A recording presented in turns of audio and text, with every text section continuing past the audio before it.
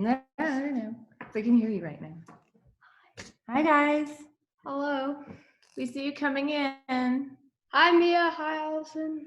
Oh, yay! Nico. Hi, Nico. This is so nice. I think that's Mara, my student. Oh, this is great. Hi, guys. Oh, all the families. Totally not. It's great to see you. Hold on, I'm just seeing you all come in. We're going to give it 1 second. Hi. Hi, guys. Oh, this is so nice. Look at all of you people. Whoa. Whoa. This is amazing. This is terrifying. Secure just said this is terrifying. That's also true. We are, okay. I'm super glad you guys could do this with us tonight. I'm Mira. This is, you don't want to say your name? Zakir. Hi, I'm Zakir. Sorry. That's a lot. Oh, hi, Karis. Oh, we're seeing all our friends too, which is really sweet. Okay, I'm gonna do it like this. We have a couple different things we're gonna do with you. The first thing that we were gonna do is do a quick reading of a few pages of the book. Then we're gonna do an interview. I have not seen the interview questions, so I don't even know what to tell you about that. And then we're gonna do a quick project with you. We have paper and markers with us. You don't have to do it in real time with us. I'm going to tell you how to do it. And when you want to do it, if you want to do it on your own, you can post it afterward, but I'm going to show you how we'll do it. And then you guys can do your own. Cool? And you can give me a thumbs up if this is all making sense. Awesome. All right. So first we're going to do a reading for you. So 1 sec. Here we go. 1 sec. Share. Okay, and now we go here and we go to play. All right, can you guys see that book cover? Give me a thumbs up. Yay, awesome, we're in people, we're doing it. Okay, so this is a book called Good Talk. I wrote it about a lot of conversations that I had with many people in my life, one of whom is right next to me, and this is the beginning of the book. So we'll start there. Chapter 1, 2014. The trouble began when my 6-year-old son, Z, became obsessed with Michael Jackson. What is obsessed? Like, into? Really, really into? Yes. I'm obsessed. 6-year-old plus Michael Jackson obsession equals a lot of questions. Who taught him to dance? Is that how people really walk on the moon? What is the Jackson 5? Did he lose his other glove? What is a LaToya? Is his skin like my skin? Is his hair like my hair? That was so many questions. At first, they were pretty basic. Who's better, Michael Jackson or Michael Jordan? That's apples and oranges. No, Michael Jackson is a human singer and Michael Jordan is a... Oh my God, stop, Michael Jackson. And then they weren't. Was Michael Jackson brown or white? Well, he was black, but his skin was brown, and then it turned white. He turned white? Yes. Are you going to turn white? No. Am I going to? No. Daddy? Daddy's already white. But was he always? I'm East Indian, and my husband is Jewish. We've lived on the same block in Brooklyn for almost 2 decades. A lot of mixed race kids live on our block. A lot of everybody lives on our block. Do I look like Nick? A little. He's black and Russian. What about Claudine? She's Korean and Chinese. What about the guy in the corner who's always falling asleep while he's standing? The who? Oh, yeah. Nope, you don't look like him either. Indians aren't very cool. That's not true. Look at Bollywood. What? And Mindy Kaling. Who? Gandhi. Gandhi is super cool. What did he sing?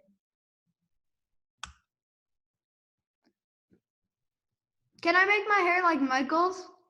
No. Why not? Because that's cultural appropriation. What? That's using someone else's ethnicity to make a fashion statement. What? You look silly. Oh, okay. Mommy, I've changed my name to the 6th Jackson. Wait, really? I'm supposed to say, this is my son, the 6th Jackson? No, just say, this is the 6th Jackson, and then I will show them my moves, and then they will understand. Damn. New color theory, now with more 6-year-old. Okay.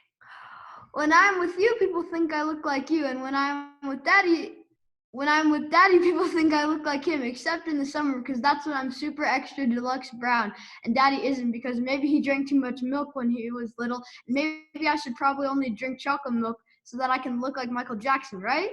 Nice try. Okay, we're gonna stop there. Hold on. You have to go back to Zoom. Yep. You guys see us again? Yes, they can. Hold on. Hi. Okay. So, hi. That was the reading portion of the evening. Thank you very much. So that book that I made has been out in the world for a little bit. I know some of you have read it and have sent me some really nice notes. I appreciate it. Some people have also sent me some not nice notes. I appreciate it less, but whatever. But Zakir is going to do the interview now, and I turn it over to you.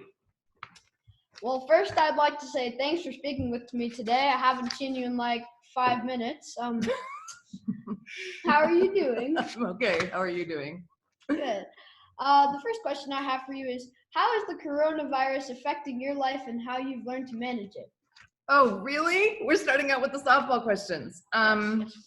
Okay, so the big thing that we have done is about a month and a half ago, we came over here to your grandmother's house.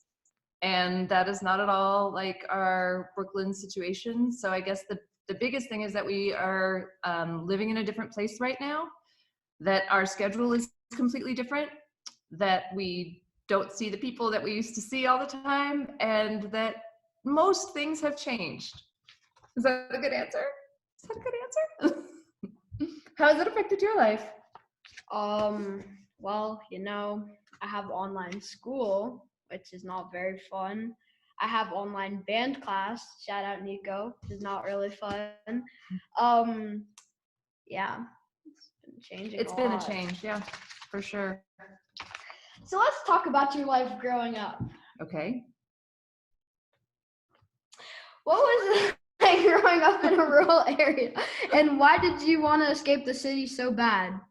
To the city so badly? To the city so badly. Yeah.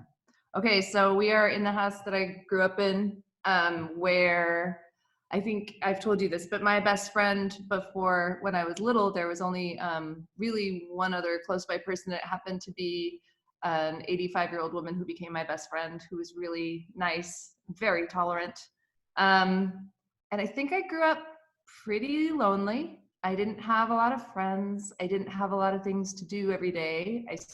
You might know a little bit that now that you're sort of living that life. I'm pretty lonely now. Yeah, fair enough.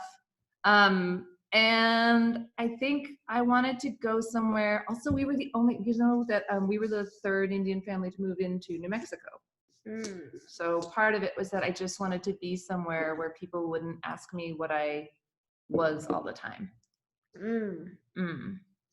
That's truth. Okay. How many animals did you have growing up? Oh my God, really? Okay, so we had, first of all, I think an important thing to say is that we had a wall called the Dead Pet Society because we had so many animals growing up. I think the most we had at any given time was we once had 3 dogs and 4 cats. But we also kept horses for a friend for a little while. We tried an experiment with guinea hens that went badly. Guinea hens aren't meant to last. And a bunny in that. Butch Cassidy. Yes, we had a bunny. Yeah. So which one was your favorite animal out of all of them? Oh, my favorite was I had my first cat named Pusa, and Pusa. She used to wake me up when I had nightmares by biting my face, which is kind of a nightmare in itself, but also kind of amazing. All right. Wait, sorry that. I won't look. I'm not looking. Who was your favorite music artist growing up? Oh, weirdly, I think my favorite music artist was similar to your favorite music artist because I grew up with Michael Jackson, and I was always trying to do the moves. And I was not actually as good at them as you were. You mean this? Oh no. Wait, what? This.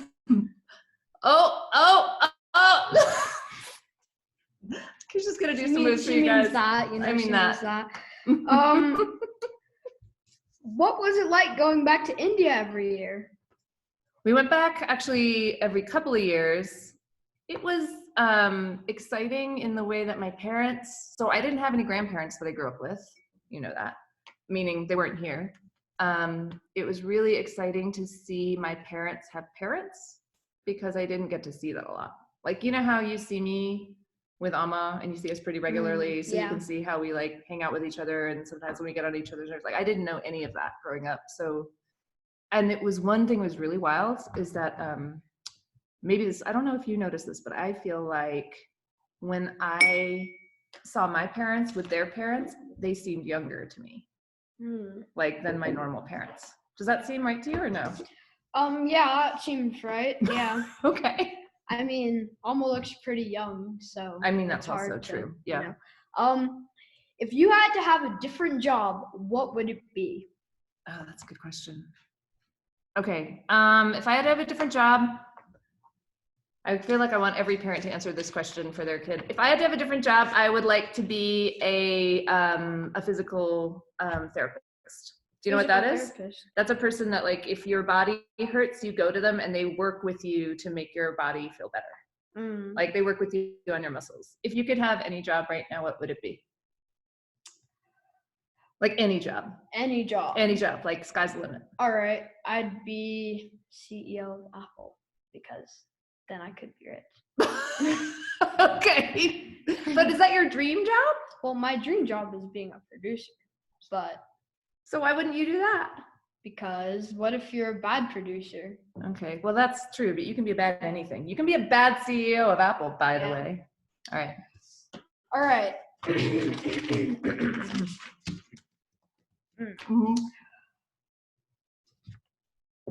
Let's talk about good talk. Really? Okay, let's talk about good talk. How does being in an interracial marriage affect your daily life and how you perceive certain life events? That's a question that you wrote down? I made all the questions. That's a tougher question. Okay, wait, tell me again. How does being in an interracial marriage affect your daily life and how you perceive events that you go through together? Wow. Okay, so that's an easy question to answer. Okay, so one thing about being in our kind of interracial marriage is we're obviously two different colors. Daddy's also, as you might have noticed, a man, and I'm a woman. We experience the world pretty differently, I would say. Meaning, I think just when you are my color or his color, there's a certain way in which you move through the world, and it's hard sometimes to explain that to each other. Or we don't have the same perception, so we have to explain it to each other, is I guess what I would say. I think if you're in a marriage with somebody that's of the same race, that's maybe not the thing you run into. But also, I think if you're in a marriage with somebody of the same race, there are so many other things that can come up. Like any partnership, honestly, there's some way in which you will find yourself having to explain a part of yourself that you might not know how to explain very well, and B, might not do a great job of explaining. So I think that's, I don't know, does that make sense? Yeah. Well, did I give you the answer that you're looking for? Yes. Okay. We have a couple of hard questions here. What was the hardest topic to write about in the book? Okay, the hardest topic to write about in the book was probably the part with Grandma and Grandpa, and how that whole moment went for our family, the election, and the at that moment, especially they were pro-Trump and we were not, and that was really a difficult thing. It was hard to write because it was hard to write because I love them, so that was the hardest part. No, we don't have to, don't worry, we don't have to look at the chat. Sorry, someone sent me a chat. Okay. When you hadn't written a word of good talk, what did you think it was going to be about? Like, what were you planning for? Oh yeah, that's a good question, because I think sometimes people don't know that you start one project, then it becomes a different one. So I'll just say that when we started, I thought it was going to be a really funny book about conversations, about identity, but maybe in a really lighthearted way. And then it turned into maybe less of a funny book than I thought it was going to be. Did you think it was funny? Did you read it? Of course I read it. I read it like 5 times. When my parents asked me to read a book, my excuse would be, I'm rereading this for the 5th time. Yeah, so yeah. Then they forced me to read chapter books.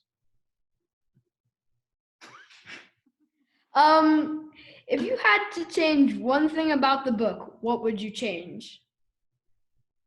Really?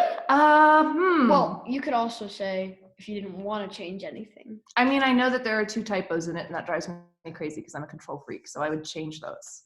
But I don't know that I would change. I don't know that you can change a piece of art once it's in the world. You can just make another piece of art to address the things that you would think differently, but I wouldn't change it. Well, on to our next question, which are more easy to answer.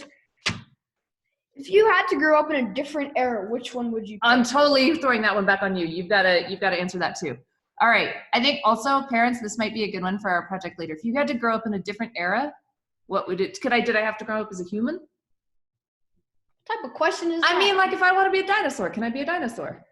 I mean, yeah, you could be a dinosaur. So I think maybe I would want to be a dinosaur. Well, looks like she wants to be a dinosaur. What about you? I would pick the 80s so that I could grow up and rap in the 90s. Yeah, that's my. Be the first Indian Jewish rapper? Yes, Indian Jewish rapper. And I'd start a game called Hanukkah. Okay, all right. All right. If you had to say anything to one of your younger selves in the book, would it be to stock up on toilet paper? No. No? If I had to say something to my younger self in a book, I would say that it will take you many more years to write something than you think it will. So give yourself a lot of time. That's a good one. How does living with your son affect your daily life? How does living with my son affect my daily life? Well, you make me laugh a lot, so there's the good part. You drive me crazy a lot, so there's the hard part. I think it's really hard that I beat you so often in basketball. I think that might be kind of, a thing. But in general, I'm really fond of you, so that's great.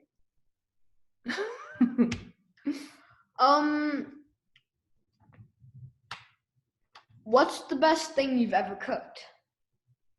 Oh man, isn't that a you tell me kind of thing? Like, what's the best thing I've ever cooked that you've had? Oh, okay. Now you put me on the spot. Yeah, exactly. Clearly that's it. Probably the best thing that I've ever cooked is something Indian, probably the chana or something good. She does make good chana, so Is this our last question? Yes. Okay. Our last question is, what would you do if you didn't have a son to ask you questions? Oh my God, I'd be so bored. What would you do if you couldn't ask me questions? I'd ask Daddy questions. Yeah, I know. All right. Okay, so that concludes our interview part of this.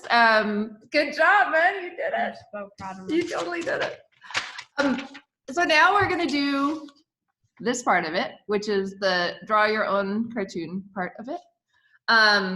So here is what you can do. And I just want to go over how, so one of the things that I do in this book is I make conversations with a lot of different kinds of people. But the way that I do it is I sort of kind of make a paper doll version of me.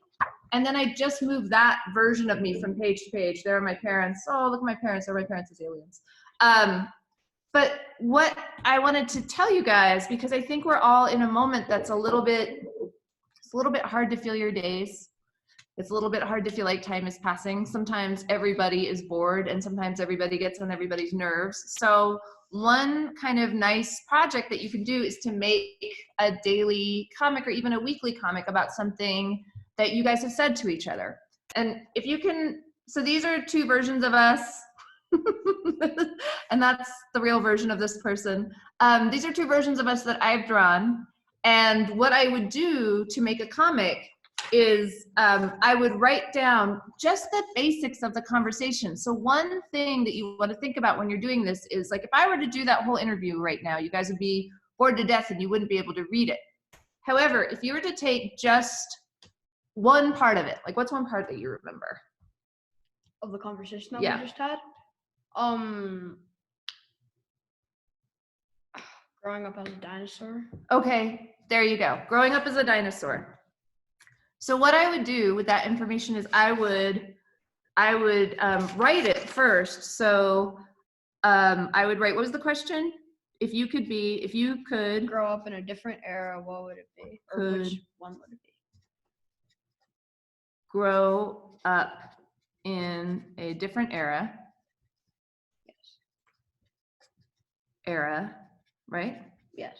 Which would you choose? Yes. You choose. Okay. Okay. And then I said, what? I'd be a dinosaur? Mm-hmm.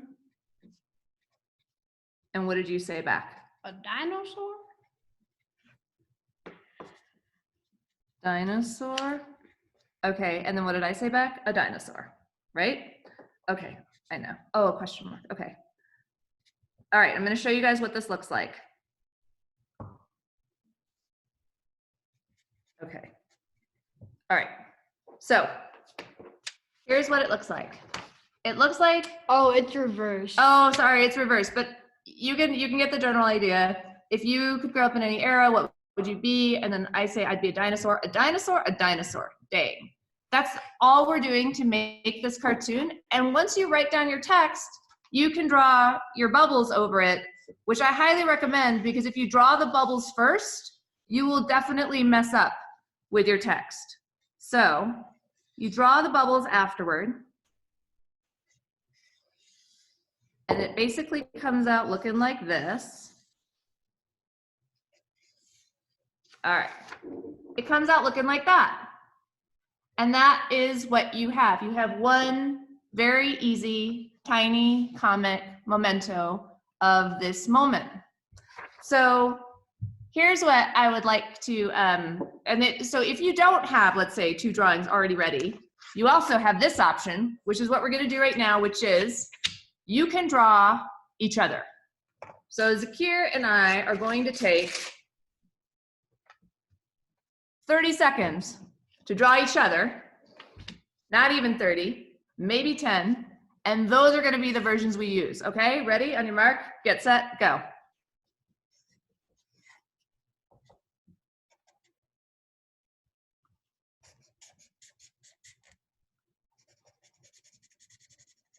Are you ready? Not yet. Okay. I'm doing a great job, by the way. I just want you to know I'm doing a great job. Okay. And then, all right, ready? All right, we're going to show you what our drawings are. A great job. Okay. Oh, and you guys keep going with yours. If you guys are drawing, you can keep drawing each other. I'm going to show you. Oh my gosh, I see some of them. Hold on, let me see. If you have any to show us, we would love to see them. Those are great. I love it. All right, we're going to show you ours, okay? This is my drawing of him, of Z. And this is his drawing of me. What? I drew her as an alien because she wanted to be a dinosaur. So I said, all right, I don't be an alien. know why this is fair. But okay, so this is his version of me. Really accurate. This is my version of him. Really accurate. And then what we're gonna do, and what's super easy, you guys, is once you do this, you can just cut out those versions, put it on a piece of paper, and do the exact same thing that we just did, which was to take a snippet of a conversation and put it down on the piece of paper, and that will be your comic for this moment. So here's this. You want to do? Oh, you want me to do that? Okay, I guess I get to handle the scissors part and the alien part. You didn't even give me good cheekbones. Anyway. I know. And remember, okay, so there's a couple tips that I have about this, about how to do a comic. One is to, again, not stress too much about trying to get a whole conversation.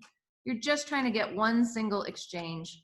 Doesn't matter if it's if it says the whole story or not. You're just trying to get a single moment. Here's me.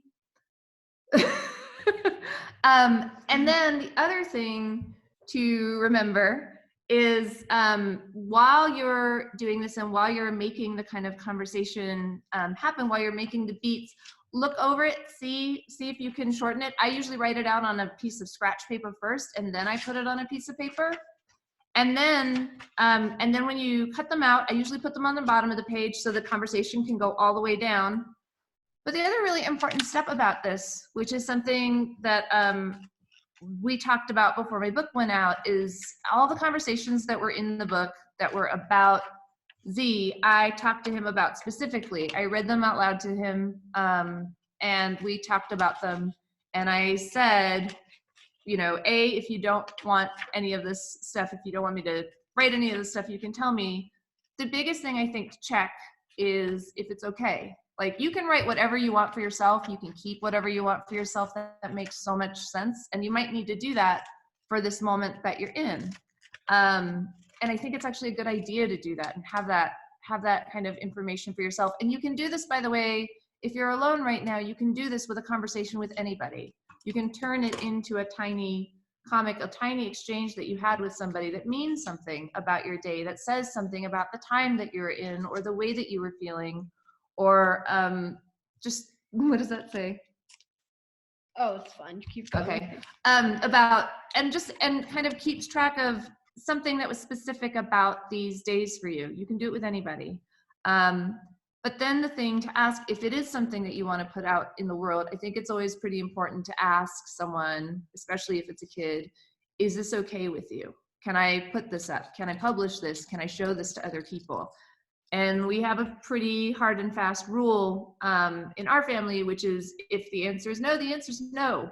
And there's no fighting over it, and there's no trying to cajole. There's nothing like that. There's just knowing that you made a thing, that hopefully the thing keeps track of something big for you, and that you'll find a way back toward it, and you'll find a way to kind of incorporate it into your own life in a way that doesn't take advantage of the person that you're with or make them feel funny about it. I wanted to tell you guys, so if you guys do this, if you have comics that you do after we get off now, and you want to share them on social media and tag me and The Believer, I would love to see those right now.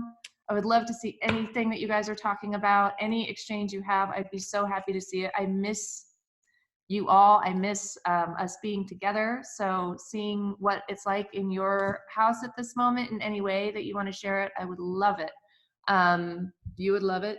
Sakir might dance for it. I'd dance for it. And my handle, just so you know, on Instagram, I'm Good Talk Thanks. So you can find me there if you want to tag me, and you can find me also on Facebook. I'm just Mira Jacob. It's pretty easy to find me. But if you put it up on Instagram, I'll be able to see it, and we'll be able to see it all week and keep track of you guys and how your days are going. We wanted to open it up. So that's your assignment. Should you choose to do it, we would love you to do it. But we also wanted to, if you guys have any questions for us, we'd be super happy to answer them. So maybe what is the way that you do that? I think you just raise your hand. I think if you just raise your hand, then the people at The Believer will select you, and they can, and really you can ask kind of, I'll say you can ask anything of me. I will not say you can ask anything of Z. He will figure out whether or not he wants to answer things, but anything you want to ask, favorite meal, I don't know what we're watching on TV, anything you want to tell us, we would love to hear. Oh. So, does someone ask? Yeah, okay. My question is,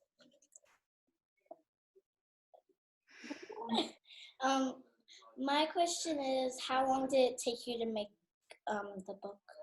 Oh, that's such a good question. Okay, thanks. Thank you for your question. Okay, the answer to that is it took me 3 years to make the book, and that was from the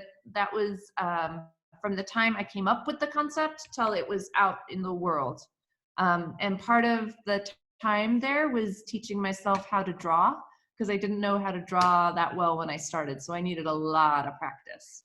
That's a great question. Thank you. Who else?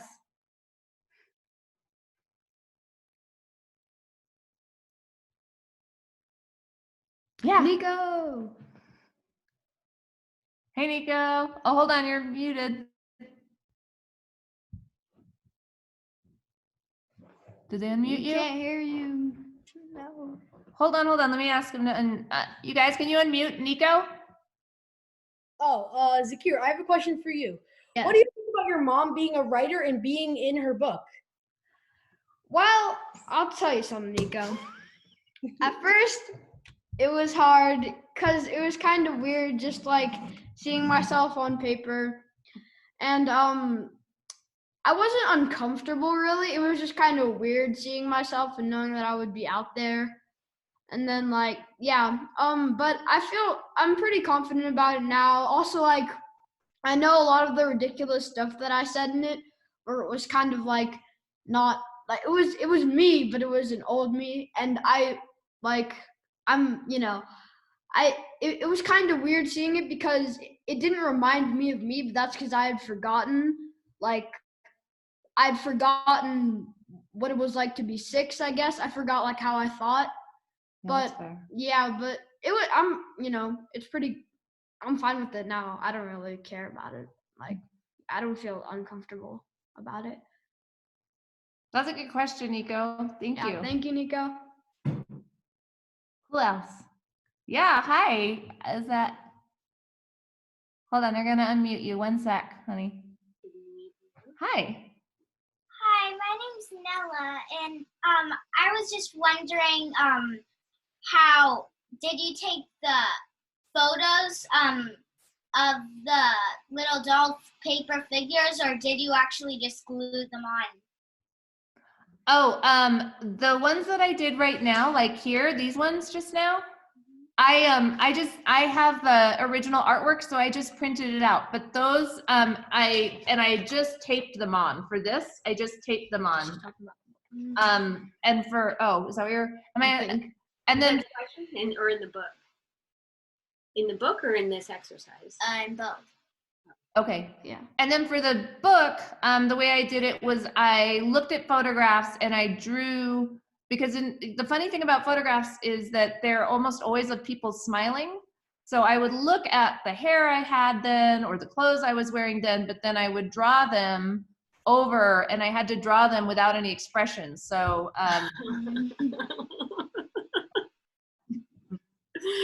that. Thank you. Question. Thank you. Thanks. Hi. Hi, I'm Danielle. Hello from Oakland. Danielle. Oh, you got muted. Oh, okay. I was curious. I thought you were really courageous talking about really difficult topics and microaggressions that you experienced in your life. And I'm wondering, did you need to get permission to share some of those conversations in your book, or how have conversations been with your grandparents now, or the one woman who you had copy wrote for?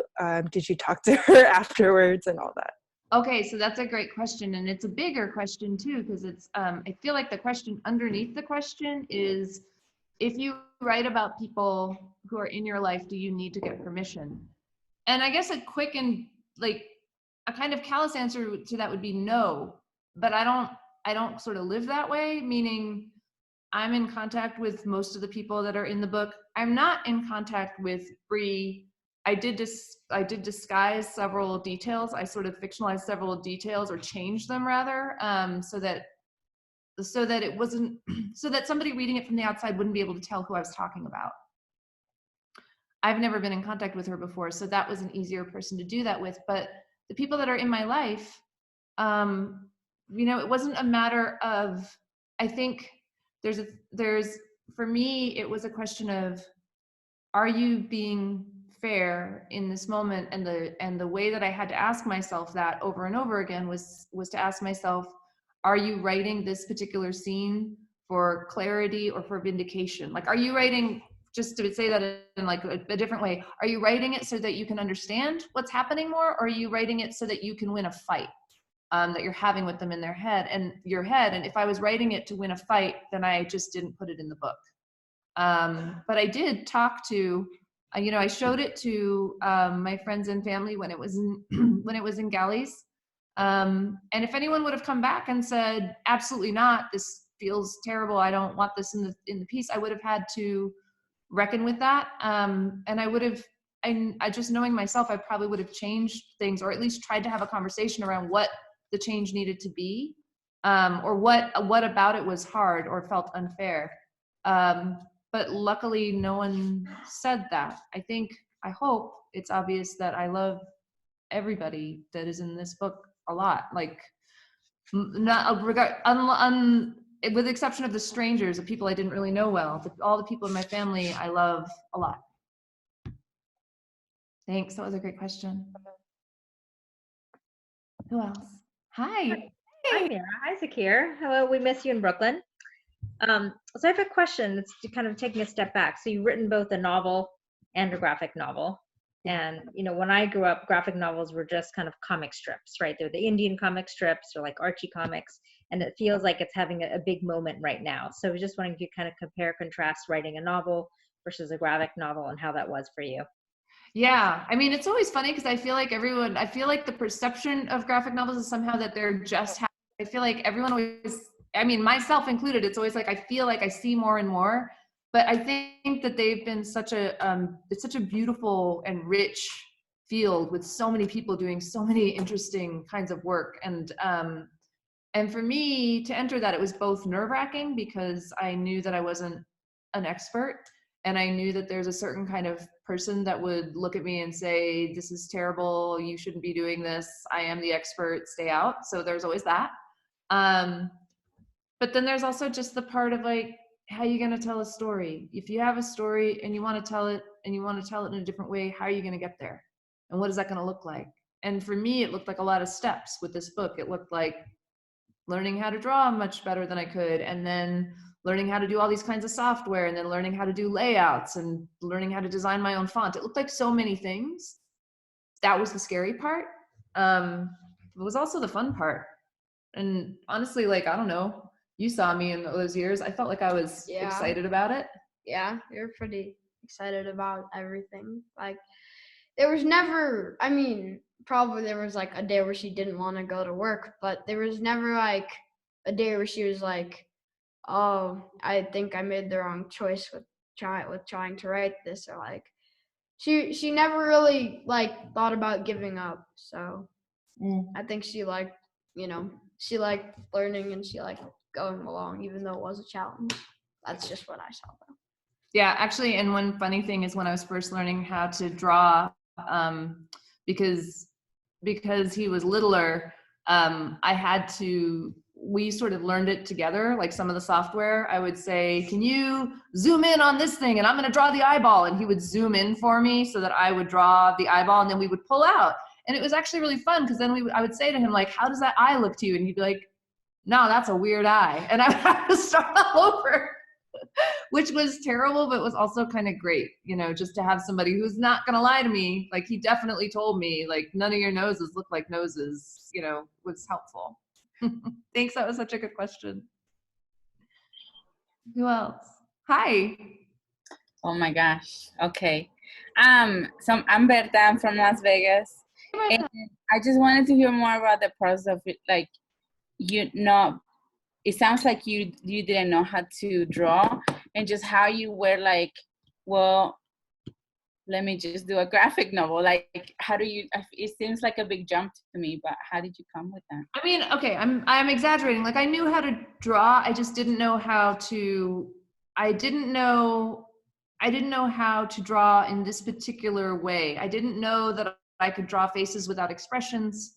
I wasn't sure that I could get the proportions right. Like, I think there's an example online of what my drawing used to look like, and it was pretty blocky. So getting to this, like figuring out how to do this, I think a lot of it was, honestly, I just watched a lot of videos on how other people draw, and then I sort of figured out what's my style. And I will tell you that one of the people that helped me out a lot is the person who asked me to do this interview, which is Kristen Radke, and she does incredible work. And Z is dancing because he's a huge fan of hers. But I will tell you, one of the things that was really helpful about working with a generous artist, she does these beautiful graphic books, is that when I was sort of dialing into like, what about this? What about this? I could show it to her. And she would say things like, you know, you do more interesting things with the hair. Like, your own style is to do something more interesting with the hair. Why don't you think about that? And likewise, I had other friends who were artists that I would show things to, and they would kind of give me feedback. I guess what I'll tell you about that though, is I never felt like I needed to be perfect. I just felt like I needed to tell this story. And I think sometimes if you have a goal like that, you can just tell yourself that so you don't freak yourself out. Does that make sense?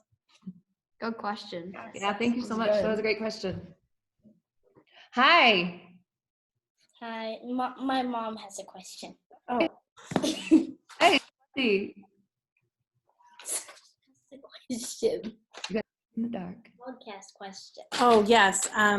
Shivani's making a podcast and she wanted to know, what did you want to ask? If your son can, maybe, I would love to interview him for the podcast. Yeah. Yeah. Right. Kid connection. Yes. I guess he's completely up for that. Yeah. Yes. Okay, thank you. Good mic here, so Yeah. Thank you. make it work. No more raising hands. Stop it. Stop. I know. Okay. No more. Oh, hey. So, Hey, Mia. That's you. You've been unmuted. No, they unmuted you. Oh, So you can go. so my question is, how long did it take to develop one version of yourself? Oh my gosh, that's such a good question. Okay, so I know. That's a good question. We're very excited about that question over here because Zakir has seen how many iterations I have done of myself before. I would say to really lock in on a version, I would probably spend a month on it. I would keep coming back to it, and I would keep tweaking it and keep coming back and trying to figure out. And that was like everything. That was like, what does the hair look like? What does the face look like? What does this look like? I would just keep trying to dial into that to get the feeling for what it was like in that moment. And the other thing that I was fighting against, honestly, was just vanity. There were many times where I just wanted to make my hair nicer than it really was, or I don't know, like make, just look a different way than I looked. And so part of me just had to kind of look back and see what I was correcting to try to not even look like myself, which sounds so silly, but I think people maybe run into that a lot when they're doing self-portraits. That's a great question. Thank you. Oh, hey. Hi. Faro has a question. Awesome. Hey, Faro. Hi. So, like, what materials did you use? Both of you. What materials did we use? I'm so glad you're asking me this. to make now? the comic or the book? The, comic. Yeah, Okay. yeah. So just now we were using 2 Sharpies, scissors, printer paper, and Scotch tape. That's what we used just now to do that. When I was drawing my own stuff, I was drawing it on a computer, and I was drawing it on a tablet that I think is maybe called a Wacom tablet, but it could be also called a Wacom tablet, and it could be called a Wacom tablet, and I've never figured out what that is. Such a good question. Thanks, Faro. Hey, guys. Hi. I have a question about, like, how you did each panel. Did you do each drawing individually, or would you sometimes take a drawing that you used in one slide and then put it on another slide for a different conversation? We always, there are all these different versions of me in the book, and whatever whatever version I used, I would take that same image and put it all the way through the chapter. So just take that same image and cut and paste it and cut and paste it. And I had a rule for myself even that I couldn't change anything about my expressions in a single chapter. I couldn't change anything unless time was passing and I was saying like when I was little to when I was older, I couldn't change anything. I had to stay in that body with that same expression for the entirety of the piece. Yeah, thanks. Cool. Hey guys. Oh, hey, hi. This is Joyce and Abe and Andrew. We're from Baltimore. And we're wondering if you're working on anything now. I am. What's that look? I am working on something now. Thank you for asking. The thing that I'm working on now, so I'm working on a couple different things for a television show that is going to be based on this. So that's, and working, and do not whisper my business.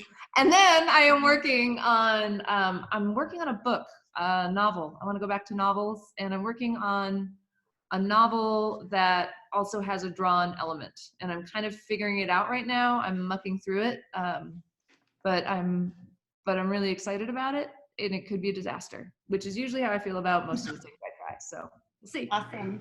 Is your television show going to be like a graphic show, or will it be like, you know, real people live? It's going to be real people with a graphic element. Did you think, because you said you think most of your things will be a disaster. Did you think the graphic, because I only read the graphic novel, did you think that was going to be a disaster? Oh, for sure, at different points, yeah. Also, like, I think I just sort of set myself up for that. Like, I think I get very nervous and judgy about anything that I'm trying. And then there's this other part of me that just likes to play. So the other part of me just shows up to kind of keep playing, even when I'm nervous and judgy. And I feel like that's the sort of war I have with myself always, which is like, who's going to show up today? The person who's freaked out or the person who likes to play? And I try to bring the person who likes to play out most often, especially when I'm feeling judgy. Do you kind of struggle with that sometimes, with feeling judgy about your own stuff? I can't hear you. They're on mute. Oh, shoot, you might be on mute. All right.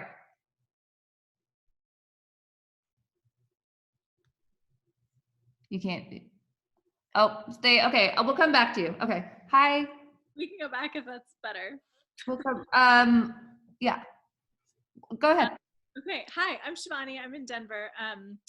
I moved here from New York almost 3 years ago now, and New York City was like very, very, very much my home. And so like reading this and reading your article in the New York Times recently, I just like cried my face off the entire time. So I wanted to ask both of you, and you might have said this earlier because I jumped in late, if you how you feel about being outside of New York right now, and just what that feels like.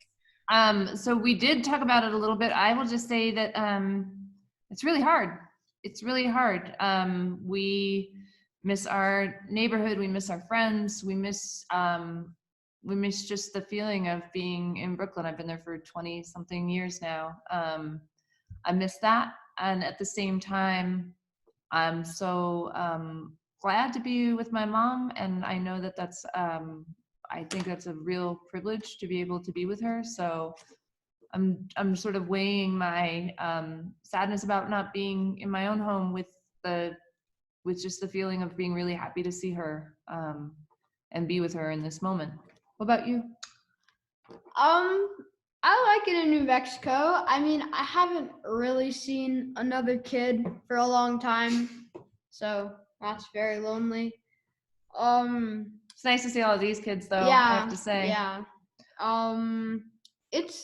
It's different out here. Online school is a lot different because we don't have to work for nearly as long. So I feel like my days are less occupied, so I can like do whatever I want for half of the day instead of like a couple hours, because when it gets dark in New York, you have to go inside. So I mean, do you like that or no?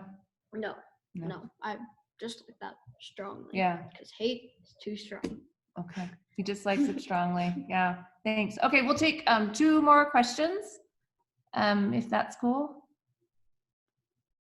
Unless there are no more questions, but we'll see if the believer comes back.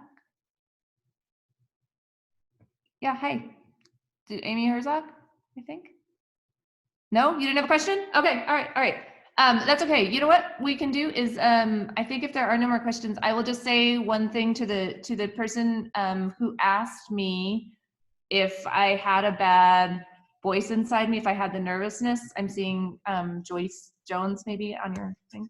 Yeah, I'll just tell you, if you have a voice inside you that is that judges you a lot, judges your art a lot, like whatever you put out a lot, I would just say that anyone that I know that makes anything has that voice inside them so strongly, and your job is to figure out how to get around that voice and to find a way to play, because there's a lot of really good stuff that can happen for you. And it doesn't mean that you have to get rid of that voice. That voice just is there. That's what it is to be an artist, I think. But I think there are a lot of ways that you can learn to kind of play with it and figure out a way forward that feels really good for you. So thank you. Yeah, thanks so much. All right, you guys, we're gonna let everyone go. I just want to say thank you so much. I'm gonna put the view on the gallery view so we can say bye. Oh my God, it's so sweet to see all your faces. Bye, bye, families. Mwah. Thank you so much for coming. We love to see you. Thank you, thank you.